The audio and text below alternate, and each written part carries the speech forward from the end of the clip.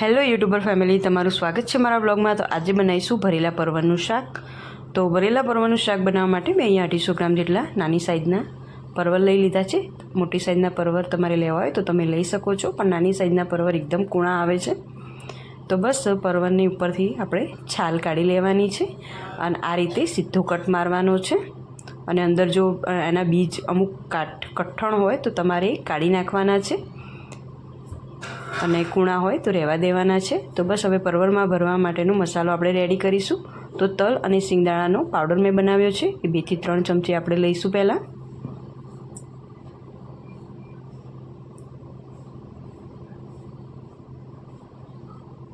Test પ્રમાણે મીઠું નાખીશું, લાલ મરચું પાવડર, અને તમે જો લસણ ખાતા હોય તો લસણની પેસ્ટ પણ નાખી શકો છો આમાં। અને હળદર નાખીશું, થોડીક હિંગ નાખી મેં, આખું જીરું। હવે આમાં ધાણા જીરું પાવડર નાખીશું, 2 ચમચી જેટલું મેં ધાણા જીરું પાવડર અહીંયા નાખ્યું। અને મસાલાને આપણે વ્યવસ્થિત હલાવી દઈશું પહેલાં। અને મસાલો એકદમ કોરો ના રહે એના માટે આપણે તેલ નાખીશું, કુકિંગ ઓઇલ નાખીશું। તમે જે તેલ ખાતા હોય તેલ આપણે અંદર એડ કરીશું। તો અહીંયા 2 ચમચી જેટલું આપણે તેલ નાખીશું। તો બસ મસાલો રેડી થઈ ગયો છે પરવરમાં ભરવા માટેનો। તો પરવરને આપણે પહેલાં બાફીશું। તો હું અહીંયા કુકરમાં બાફી રહી છું પરવરને। બહુ વધારે પરવરને ઓવરકુક નથી કરવાના, બહુ વધારે નથી બાફવાના, એટલે આપણે એક જ સીટી લગાવીશું કુકરમાં। તો 1 ગ્લાસ જેટલું આપણે પાણી નાખીશું। પરવરને પહેલાં ધોઈ દેવાના છે વ્યવસ્થિત, પછી આપણે 1 ગ્લાસ પાણી નાખીને પરવરની અંદર થોડુંક મીઠું નાખીશું અને કુકરમાં બાફી દઈશું પરવરને। તો બસ પરવર સરસ એવા બફાઈ ગયા છે અને આ પરવરમાંથી બધું જ પાણી આપણે અલગ કરી દઈશું।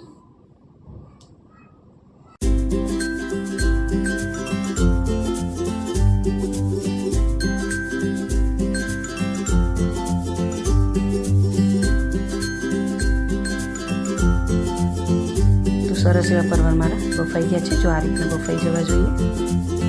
હવે આ પરવરમાં આપણે મસાલો ભરવાનો છે જે બનાવીને મૂકેલો છે। તો આ રીતે સીધો કટ મારેલો છે પરવરમાં। હવે આની અંદર આપણે મસાલો ભરી દઈશું।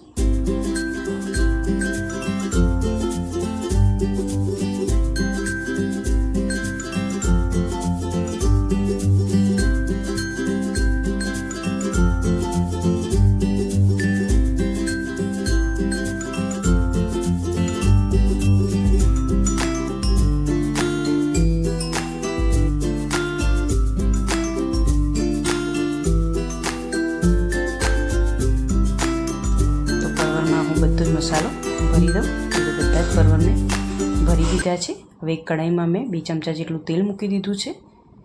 તેલ ગરમ થઈ ગયું છે એટલે એમાં મેં રાઈ એડ કરી,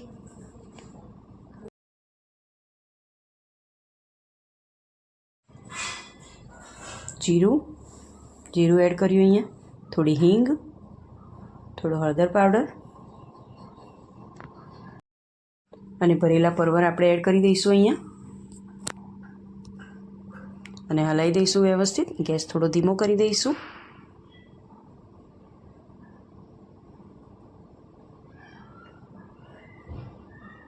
થોડું લાલ મરચું નાખીશું, થોડું ધાણા જીરું પાવડર નાખીશું અને વ્યવસ્થિત આપણે હલાવી દઈશું। આ શાક બનતા બિલકુલ પણ વાર નથી લાગતી। જો તમે આ રીતે ના બનાવ્યું હોય તો ચોક્કસથી ટ્રાય કરજો ભરેલા પરવરનું શાક, તમને ચોક્કસથી પસંદ આવશે। તમને આ ભરેલા પરવરના શાકની રેસીપી ગમી હોય તો મને લાઇક, શેર અને સબસ્ક્રાઈબ કરજો, કોમેન્ટ પણ કરજો અને બીજા સાથે શેર પણ કરજો। તો ચલો મળીએ એક નવા વિડીયોમાં, ત્યાં સુધી આવજો, જય શ્રી કૃષ્ણ।